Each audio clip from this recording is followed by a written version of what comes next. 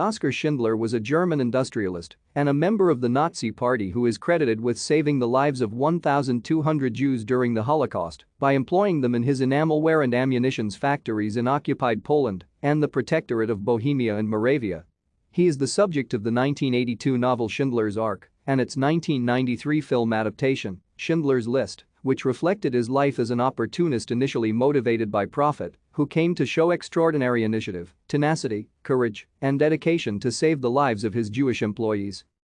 Schindler grew up in Zwickau, Moravia, and worked in several trades until he joined the Abwehr, the military intelligence service of Nazi Germany, in 1936.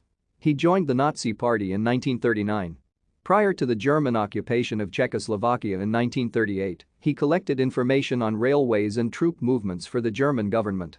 He was arrested for espionage by the Czechoslovak government but was released under the terms of the Munich Agreement in 1938.